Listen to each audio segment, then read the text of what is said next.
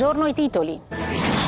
A Palermo si torna a sparare allo Zen, colpi d'arma da fuoco esplosi contro l'abitazione di un pregiudicato agli arresti domiciliari.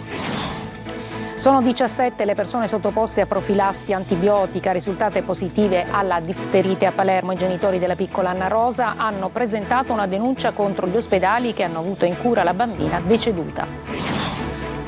A Messina, sentiti i 4 custodi in servizio la sera del colpo del museo. Tante le contraddizioni, ma ancora nessun indagato. A riposto nel Catanese si infitisce il giallo della giovane trovata impiccata in casa. Il rogo che ha avvolto l'abitazione è partito dall'ingresso, lontano dalla stanza dove si trovava la donna. Per gli investigatori si è trattato di simulare un suicidio. A Palermo violenza, nel carcere minorile Malaspina 4 detenuti aggrediscono 2 agenti di polizia penitenziaria e poi danno fuoco alle celle. Calciomercato, a Palermo è fatta per Perin, trasferimento in rosanero del portiere che ha firmato un contratto di 3 anni, in uscita Brunori. Sempre per il calcio, Catania il campo chiede rinforzi, ma i conti impongono prudenza. Il club tratta Torrasi.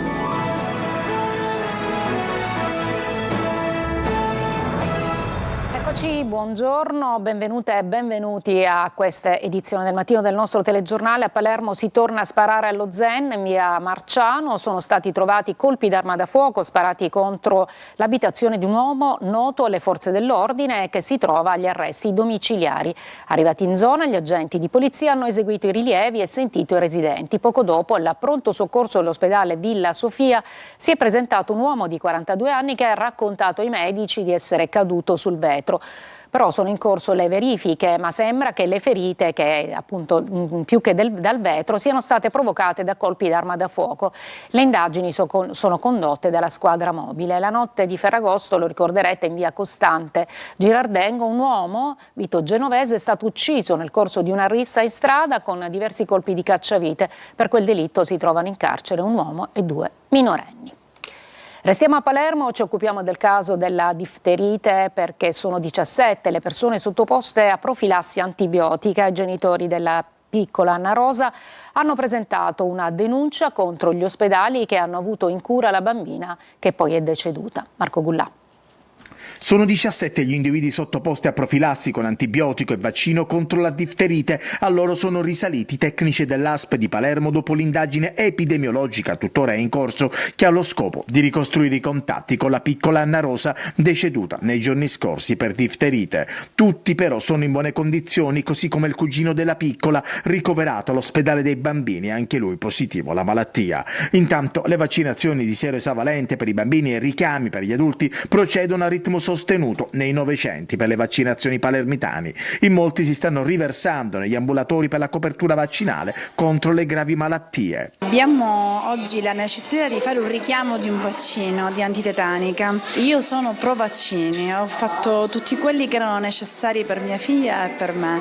I miei figli sono in regola, quindi aspettiamo il richiamo, quindi ci dispiace quello che è successo. I genitori di Anna Rosa hanno intanto presentato una denuncia querela alla procura di Palermo. L'atto riguarda i 3 ospedali che hanno avuto in cura la piccola tra il 13 e il 19 agosto, il Cervello, il Civico e l'ospedale dei bambini. I genitori della bambina risultano a loro volta indagati dalla procura per omicidio colposo. La denuncia punta dunque a fare luce sull'assistenza ricevuta dalla piccola nei giorni precedenti alla sua morte e sulle eventuali responsabilità da accertare. Saranno ora gli accertamenti della magistratura a stabilire cosa sia accaduto e se nel percorso sanitario della piccola ci siano state eventuali criticità. Domani l'autopsia sul corpo di Anna Rosa. Credo che alla luce della situazione delle coperture vaccinali in Sicilia sarebbe ragionevole valutare un breve rinvio dell'inizio delle lezioni, almeno nelle scuole primarie, per consentire alle autorità sanitarie di verificare puntualmente lo stato vaccinale degli iscritti e, dove è necessario, completare i percorsi di recupero. Lo ha scritto Matteo Bassetti, infettivologo e direttore del reparto di malattie infettive del Policlinico San Martino di Genova, a proposito del caso appunto della bambina deceduta. Andiamo a Messina, il furto delle opere di Antonello al Museo regionale, sentiti 4 custodi che erano in servizio la sera del colpo. Tante le contraddizioni, ma ancora nessun indagato. Lorena Dolci. Incompetenti o complici? Parte dal ruolo dei custodi l'inchiesta sul clamoroso furto delle opere di Antonello al Museo di Messina, il MUME. I magistrati hanno notato troppe contraddizioni nella versione di uno dei 4 operatori in servizio la sera di Ferragosto, quando tutta la città partecipa alla festa della Vara, il giorno dell'Assunzione. L'uomo, che non è indagato come ipotizzato in un primo momento, dovrebbe essere risentito. Secondo la ricostruzione, il custode ha accennato alla storia dell'allarme spento. Un suo collega ha invece ammesso di aver sentito l'allarme e di averlo spento pensando ad un falso contatto. L'ispezione disposta dalla Regione ha confermato il buon funzionamento degli allarmi, mentre sono emerse criticità nell'applicazione delle procedure previste dai protocolli di sicurezza. Nei confronti dei 4 dipendenti potrebbe essere aperto un procedimento disciplinare. Per ora sono stati messi in ferie e trasferiti in altre sedi. Ma non è esclusa al momento anche la presenza di una talpa all'interno, un basista che gli ha spianato il percorso tra porte blindate e passaggi di servizio, anche perché gli autori del furto, 2 o 3, si sono mossi con grande sicurezza in pochissimi minuti. Hanno strappato dai pannelli le 5 tavole del polittico, anche se nella fuga ne hanno perdute 2 ritrovate per strada da passanti che hanno lanciato l'allarme, e poi si sono impossessati della cosiddetta tavoletta bifronte, custodita in una teca blindata scardinata a colpi di mazza. Opere da milioni di euro, difficilmente piazzabili sul mercato. Mentre si pensa ad un furto su commissione, si passano al setaccio i video del sistema di videosorveglianza che non è stato mandato in tilt dalla banda. L'allarme infatti è scattato, ma come si è visto, inutilmente. A riposto si infittisce il giallo della giovane trovata impiccata in casa. Il rogo che ha avvolto l'abitazione è partito dall'ingresso, lontano dalla stanza dove si trovava la donna. Il sospetto degli investigatori è che la scena sia stata ricostruita per simulare un suicidio. Desiree Ferlito. È l'incendio adesso a poter cambiare completamente la lettura della morte di Noemi Pellizzeri, perché le fiamme sarebbero partite dall'area dell'ingresso, lontano dalla camera da letto dove la giovane è stata trovata impiccata nella sua casa a riposto. E gli esperti stanno cercando eventuali tracce di inneschi o sostanze infiammabili, un accertamento che diventa decisivo, perché se venisse confermata l'origine dolosa del rogo, la domanda sarebbe inevitabile: chi ha appiccato quelle fiamme e perché? Se fosse stata Noemi bisognerebbe ricostruire una sequenza complessa. La giovane avrebbe appiccato l'incendio all'ingresso della propria abitazione per poi raggiungere la camera da letto e togliersi la vita. E soprattutto con quale finalità incendiare la casa prima di morire. Oppure quelle fiamme avevano un altro scopo: distruggere qualcosa, cancellare eventuali tracce o rendere più difficile ricostruire ciò che era accaduto dentro quell'appartamento. E poi c'è un'altra indiscrezione: i piedi della giovane avrebbero sfiorato il pavimento. Risposte che dovranno arrivare dagli accertamenti medico-legali insieme a un altro dato fondamentale: stabilire se Noemi abbia respirato il fumo dell'incendio e dunque se fosse ancora in vita quando sono divampate le fiamme. Un elemento che potrebbe permettere di stabilire anche la successione temporale degli eventi. L'uomo che frequentava Noemi avrebbe raccontato agli investigatori che la giovane gli aveva manifestato l'intenzione di suicidarsi, ma dall'altra parte c'è una famiglia che al suicidio non crede e ci sono amici e persone vicine a Noemi che raccontano una donna solare, piena di progetti, senza apparenti segnali che lasciassero presagire a una decisione così estrema. La verità verrà a galla, scrive un'amica di Noemi su Facebook. Al lavoro i carabinieri dei RIS di Messina per dare un nome ai brandelli di corpi trovati sotto le macerie della palazzina di Pistunina, crollata il 30 luglio. 4 le vittime e 2 i dispersi. Lorena Dolci. A distanza di quasi un mese dal crollo della palazzina di Pistunina a Messina ci sono ancora 2 corpi senza nome e tanti, troppi dubbi. Brandelli di corpi e tracce biologiche tratti da quelle macerie fumanti da oggi sono sotto la lente dei carabinieri del RIS di Messina, chiamati a dare loro un'identità.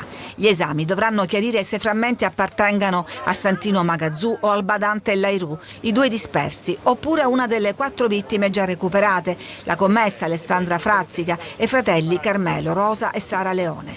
Oppure, dubbio persino più atroce, ma che nessuno può ancora escludere, che quei resti appartengano a corpi sconosciuti, magari lavoratori in nero mai dichiarati, seppelliti sotto il cumulo dei detriti. Nell'inchiesta della Procura di Messina, che vede 3 indagati, gli imprenditori Alessandro Panarello, Pasquale Dalì e Pietro Leone, ci sono alcuni punti fermi. La mancanza della dichiarazione di inizio lavori per la ristrutturazione della palazzina, che al piano terra avrebbe ospitato una macelleria, ed ormai certo che alcuni dei pilastri portanti dell'intera struttura, almeno 2, erano stati alterati, se non tagliati di netto. Per accertare le cause e la dinamica del cedimento del 30 luglio scorso, giovedì farà il primo sopralluogo il pool di consulenti tecnici nominati dalla Procura. Sotto esame anche i materiali recuperati tra le macerie. Un crollo annunciato da Scricchio Lee, come denunciato dai proprietari cinesi del bazar del primo piano. Allarmi rimasti inascoltati. A Palermo acquista un mobile antico e in un vano segreto scoperte dal restauratore bombe e cartucce. Il proprietario ha segnalato il ritrovamento e sono intervenuti i vigili del fuoco e gli artificieri. Nel corso della bonifica il palazzo è stato evacuato e la strada è stata chiusa. Le bombe poi sono state fatte brillare in una cava dai militari del Genio Guastatori. E ci spostiamo a Palermo, violenza nel carcere minorile Malaspina. 4 detenuti aggrediscono 2 agenti di polizia penitenziaria e poi danno fuoco alle celle. Sentiamo Manlio Viola. 9 giovanissimi detenuti intossicati, 2 agenti della penitenziaria feriti dopo aver subito l'aggressione dei detenuti, 4 di questi detenuti indagati e trasferiti in altri penitenziari minorili. È il bilancio dei disordini notturni nel centro di rieducazione minorile del Malaspina di Palermo. 4 detenuti del carcere per minorenni, sempre gli stessi, avrebbero dato vita ai disordini culminati in uno scontro con gli agenti di custodia. Non avendo ottenuto quello che volevano, avrebbero appiccato le fiamme a materassi e suppellettili e proseguito l'aggressione ai danni degli agenti che tentavano di circoscrivere le fiamme. Sono state ore di tensione, agenti fuori servizio richiamati al Malaspina e tutto il personale disponibile è impegnato a spegnere l'incendio che nella notte è stato circoscritto e questa mattina domato del tutto. 11 persone sono state trasferite in 3 diversi ospedali, Civico, Villa Sofia e Policlinico. 2 sono gli agenti aggrediti e il personale di servizio che doveva smontare alle 15 ha dovuto fare un turno praticamente di 24 ore. Non c'è personale per sostituire i feriti, non c'è personale per dare il cambio agli agenti quando accadono disordini, peraltro sempre più frequenti. Nelle prossime ore i 4 detenuti responsabili di questo e di altri incidenti saranno trasferiti in diverse altre strutture del nord Italia e separati l'uno dall'altro, ma i sindacati della polizia penitenziaria vanno oltre e chiedono di chiudere il Malaspina per ristrutturarlo. La situazione non è gestibile, servono lavori importanti e serve un organico adeguato, quindi la richiesta di chiusura non è una provocazione ma una esigenza. Ma il problema resta serio, non ci sono infatti strutture in grado di ospitare tutti i detenuti minorenni di Palermo. E allarme a Mollarella di Licata nell'Agrigentino per uno sversamento che ha modificato il colore dell'acqua e prodotto una schiuma lungo l'Arenile. Scattati i controlli. Davide Sardo. Acqua giallastra e schiuma sulla spiaggia di Mollarella a Licata nell'Agrigentino, un'anomalia che ha fatto scattare i controlli e ha acceso l'attenzione delle autorità. Lo sversamento interessa l'Arenile da un paio di giorni. Sul posto sono intervenuti Guardia Costiera, Comune, Protezione Civile, ARPA e AICA. ARPA, l'Agenzia regionale per la protezione dell'ambiente, ha effettuato alcuni prelievi per accertare la provenienza dell'acqua. Tra le ipotesi c'è quella di acque bianche, forse legata a una rottura della rete idrica.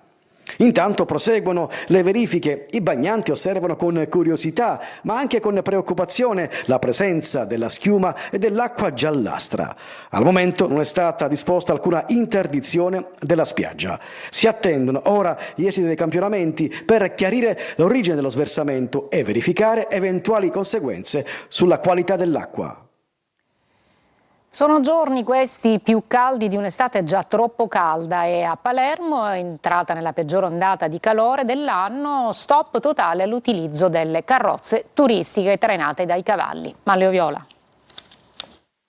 I 3 giorni più caldi di un'estate già troppo calda. Da oggi Palermo è entrata nella peggiore ondata di calore dell'anno, almeno fino alle ultime stime. Fra martedì e giovedì sono attesi picchi di 42 gradi, percepiti soprattutto nella giornata di mercoledì, e la cosa peggiore è la persistenza. Le temperature non scendono molto neanche durante la notte. Se Palermo è da bollino rosso, situazione più contenuta nel resto dell'isola. Messina rimarrà a livello 2, quindi bollino arancione, nonostante i 40 gradi percepiti, e Catania a livello 1 con 39 gradi percepiti. Non perché le temperature siano basse, ma perché non sono persistenti, soprattutto nei valori notturni, come avviene invece nel capoluogo di regione. Palermo sceglie anche lo stop totale all'utilizzo delle carrozze turistiche trainate da cavalli, divieto assoluto di circolazione nel rispetto degli animali. Il Consiglio Comunale della città ha già avviato la transizione per questi mezzi che dovranno diventare elettrici, ma ci vorrà tempo. Per completare il quadro c'è l'allerta incendi. Le province di Palermo ed Enna sono state inserite in codice rosso proprio per rischio incendi con pericolosità, classificata come alta. Nelle restanti province siciliane la pericolosità è media, tranne Siracusa, unica provincia a pericolosità bassa. Una breve pausa e poi a Catania, dove polemica sulle regole per gli artisti di strada.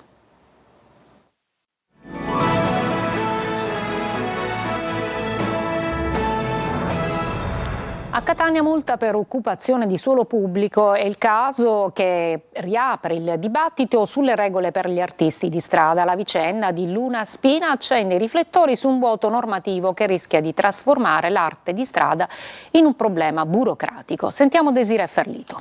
Questi signori hanno ancora il mio documento perché mi stanno facendo un verbale che sanno già, perché li ho avvertiti, io non pagherò. Una voce, qualche strumento e pochi metri di strada. Tanto è bastato per trasformare l'esibizione di Luna Spina in un caso cittadino. L'artista catanese, che ha girato il mondo come busker e un passato anche a X Factor, è stata multata mentre si esibiva in Piazza Mazzini. La contestazione è occupazione di suolo pubblico. Lei non ci sta, racconta tutto sui social e il caso diventa rapidamente virale. Non è assolutamente vero che io mi sono rifiutata di andarmene, ciò nonostante loro hanno voluto il mio documento e si sono impuntati nel farmi un verbale. Il mio primo verbale a Catania, penso il primo verbale di qualunque artista di strada a Catania. Ma dietro la multa c'è una questione più ampia. A Catania manca una disciplina specifica dedicata agli artisti di strada. Regole chiare che stabiliscano dove, quando e a quali condizioni un busker possa esibirsi. Nessuna normativa, niente di niente, nessuna legge che consenta l'arte da strada in ogni sua forma a Catania, e allo stesso tempo non abbiamo nessuna legge che la vieti. Ed è proprio qui che la vicenda personale di Luna Spina diventa una domanda rivolta alla città. L'arte di strada va semplicemente tollerata, sanzionata quando entra in conflitto con le norme esistenti, oppure regolamentata? L'amministrazione comunale sta lavorando al regolamento e in assenza di questo, ha spiegato al nostro telegiornale il comandante della polizia municipale Diego Peruga, abbiamo applicato una sanzione amministrativa. Non ci sono ancora tasse da pagare, qualora le mettessero le pagherei più che volentieri. Trasformare il caso di una singola artista potrebbe colmare un vuoto e permettere alla musica di strada di sapere finalmente dove finisce l'improvvisazione e cominciano le regole. 40 anni di carriera per Aleandro Baldi in Piazza Cavour a Favara ha portato in concerto i suoi successi. Davide Sardo. Dimmi perché piaci di felicità e perché non mangi. 40 anni di musica, successi ed emozioni. Favara ha accolto Aleandro Baldi per una serata speciale dedicata ai suoi 40 anni di carriera. In Piazza Cavour il cantautore ha ripercorso le tappe più importanti della sua storia artistica, proponendo al pubblico i suoi grandi successi. Un viaggio iniziato nel 1986 con La nave va, arrivata seconda al Festival di Sanremo, poi le vittorie al Festival. Nel 1992 con Non amarmi, cantato con Francesca Lotta, e nel 1994 con Passerà. Una serata gratuita e aperta a tutti, inserita nei festeggiamenti in onore di San Giuseppe.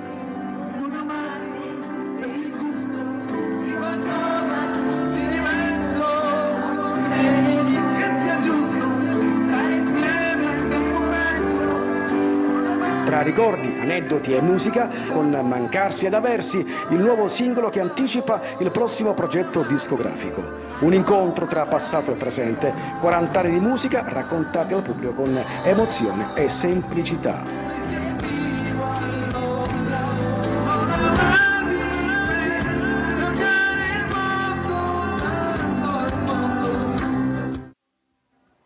Ci fermiamo, una breve pausa, la pagina dello sport con il calcio. Il Palermo ha ufficializzato l'arrivo del portiere Perin, mentre il Catania tratta per Torrasi.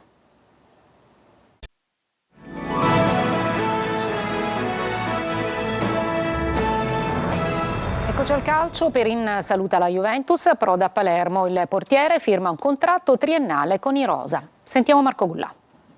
È ufficiale, il portiere Mattia Perin è rosanero. Il Palermo questa mattina ha comunicato di aver acquisito dalla Juventus le prestazioni sportive del calciatore. Perin si trasferisce a titolo definitivo legandosi al club di Viale del Fante con un contratto pluriennale. Un portiere d'esperienza che rappresenta un grande colpo di mercato per il Palermo. Perin ha accettato la destinazione rosanero dopo che la Juventus ha puntato su Vicario. L'estremo difensore, nel corso dell'amichevole in Australia ad agosto tra Juventus e Palermo, aveva proprio difeso la porta bianconera contro quelli che da oggi saranno i suoi nuovi compagni. Perin esordirà domenica nel match che il Palermo giocherà ad Arezzo alle ore 19, mercato del rosanero che però non è ancora del tutto chiuso. Osti vorrebbe regalare a Pippo Inzaghi un altro rinforzo in attacco, un'alternativa a Poyampalo. Si raffredda però la pista che porta a Christian Spendi del Cesena. Resta viva invece la soluzione Gabrielloni del Como. In uscita Brunori è ormai virtualmente un nuovo calciatore dell'Ascoli. Sul mercato ancora Giassi e Ledoaron,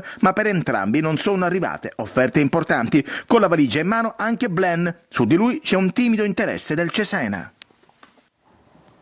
Mercato e conti, due facce della stessa medaglia in casa Catania. Mentre il club tratta Torrasi e guarda nuovi rinforzi, la situazione finanziaria chiama riflessioni costanti. Marco Carli. Il Catania deve accelerare sul mercato, ma ogni movimento continua inevitabilmente a intrecciarsi con la situazione economica del club. L'ultimo nome è quello di Emanuele Torrasi, il centrocampista della Juve Stabia, la cui operazione può essere considerata vicina alla chiusura. Un profilo individuato per dare ordine e qualità a una mediana che dopo l'arrivo di Di Marco resta comunque un reparto da completare, come dimostrato chiaramente contro l'Inter Under 23. E non c'è soltanto Torrasi, resta viva anche la pista Caligara, mentre davanti il Catania ha già piazzato il colpo coda, che ha sostenuto il primo allenamento aggiungendo esperienza e gol al reparto offensivo. Ma se il campo chiede rinforzi, i conti impongono prudenza e questo è il punto emerso anche nel corso di Corner. Il budget destinato all'area sportiva, che si compone di varie voci, comprese le giovanili che dovranno fare a meno dell'Under 16, è stato ridotto con la società che, in virtù dei conti interni e delle nuove regole, deve pensare ai costi della rosa. Che il quadro finanziario sia pesante era stato già dimostrato dal caso della fideiussione. Numeri che spiegano perché, come è stato evidente per tutta l'estate, ogni operazione di mercato vada valutata sotto l'aspetto tecnico ed economico. E allora Torrasi diventa quasi il simbolo di questa fase. Il Catania vuole ancora rinforzarsi, come dimostra l'arrivo di Coda, ma deve farlo cercando di incastrare ogni acquisto dentro una serie di limiti. È tutto per questa edizione, la prossima alle 14. Grazie per l'ascolto e buona giornata.